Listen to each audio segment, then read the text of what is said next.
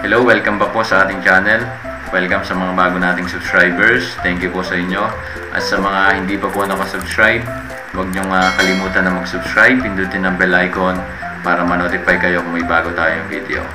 So guys, pag-uusapan natin ngayon ay tungkol sa dalawa nating subscribers. So yung isa po nagtatanong kung ito daw pong ating ECDIS na na-download sa ating laptop ay pwede paganahin sa ating mga tablet. So ang sagot po ay yes, at yun po ang ating ipapakita ngayon. Ituturo natin ngayon kung paano natin paganahin sa ating mga tablet.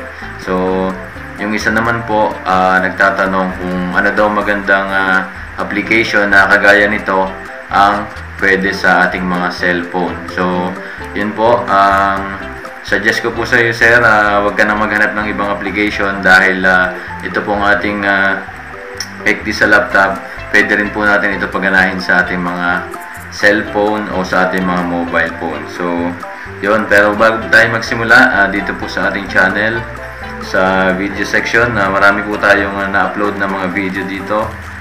Baka sakaling meron kayong matutunan. So i-browse nyo lang po dito sa ating channel, video section. So umpisahan na natin kung paano natin paganahin sa cellphone at sa tablet itong ating ECDIS na na-download sa ating mga laptop. So ang una po natin gagawin, so ang maganda po nito sa ating mga cellphone at sa ating mga tablet, meron pong built-in na GPS, Global Positioning System. So dito sa ating laptop wala po tayong GPS, kailangan pa natin ng GPS antenna. So dito sa ating mga cellphone, sa ating mga tablet, hindi na natin kailangan ng antenna. So yun pong built-in GPS na ang ating gagamitin. So ang una nyo pong gagawin para mapagana nyo dito sa ating cellphone, punta po kayo sa ating Play Store. So yan, kapag na-open nyo na, i-type nyo open CPN for Android. So syempre kailangan nyo po dito ng internet para ma-download natin. So yung pinakaunang suggestion ni Play Store, yan, OpenCPN.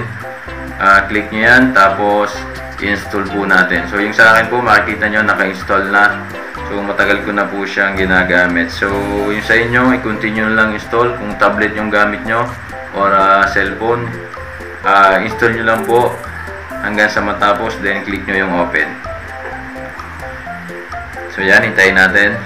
Yan, sa unang bukas na po sa inyong mga tablet, sa inyong cellphone, wala po siyang chart o wala siyang mapa na katulad nito. Yung sa akin po, dahil dati ko na siyang ginagamit, meron na siyang chart at meron na din siyang o yung tinatawag natin na ating ENC chart o yung mapa. So yan po, meron na siya.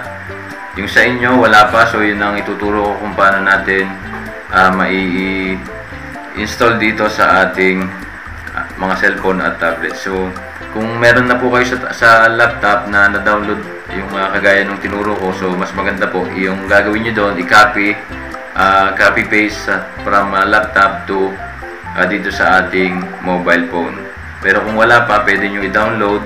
Ilalagay ko po ang link ng maps o ng chart sa description ng video na ito. So yan po, out muna tayo dito. Punta tayo sa ating files. Kapag na-download nyo na ang ating maps o yung chart, punta tayo sa ating files, then hanapin nyo yung phone, yan, then dito tayo sa download, yan, itong pangalawa, download. Dito nyo makikita yung files o yung maps na i-download nyo sa inyong cellphone o sa tablet or yung na-copy from laptop. So kapag na-download nyo na, click nyo yung edit, then yan, para makopy nyo sa baba, nakalagay dito copy or cut. Pwede nyo i-copy, pindutin yung copy to, then balik kayo sa phone, then hanapin nyo yung Android. So dito, scroll down nyo, hanapin natin. So ito po, sa baba ng music, Android, yan, click natin yan. Then itong sa taas, data, meron po siyang folder. Yan. Open nyo yan. Then, hanapin nyo sa baba ang ito. OpenCPN. Ito po. Yan. OpenCPN folder. Then, click. Then, ito po sa taas, yung pinakaunang folder, files. Click nyo yan. Then, dito nyo po ikakopy yung files ng maps or ng chart. Yun. Kung makikita nyo po sa akin, nakakopy na dito. Ayun sa inyo, i-copy paste nyo lang dito. Then, kapag tapos na, exit nyo siya at pwede nyo nang i-open ang inyong mga OpenCPN or yung Eclipse natin. So, yan, hintayin natin. So, kailangan po dito ng at least 3 GB na RAM o yung random access memory ng ating mga cellphone or ng ating mga tablet. So, yan, ganito yung makikita nyo. So, guys, kung walang pangalan, click nyo lang dito sa kanan, itong sa taas, yung tatlong dots. Ito, ipapakita ko yan. Sa taas na yan, right upper corner.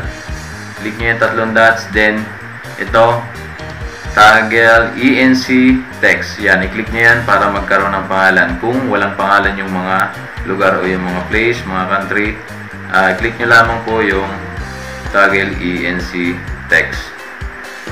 So, magagamit nyo na po. Ang gagawin nyo ditong sunod, kung naka-onboard kayo, kung gusto nyo ma-monitor yung location nyo, for example, nasa kabina kayo or nasa duty kayo, pwede nyo pindutin dito sa GPS. Yan, location service. I-enable nyo po yung GPS at kapag naka-enable nya, click nyo itong sa taas. Ito yung logo or yung ito sa taas, yung pula nakalagay dito, boat. Yan, i-click nyo yan, then lalabas na kung nasaan yung position nyo dito sa ating chart or dito sa map. Lalabas na po, automatic na siyang magmo-monitor. So, kapag tumakbo kayo, lalabas na dito sa baba. Ito, makikita nyo may speed, over ground, at course over the ground. So, lalabas na po dyan ng inyong mga details. So, yun lang po. At sana nakuha nyo. Napakadali po. At huwag nyo pong kalimutang i-share sa iba para makapag-practice din sila. At huwag nyo pong kalimutan mag-subscribe. Pindutin ang bell icon para ma-notify kayo kung may bago tayong video. So, yun lang po. Thank you and God bless.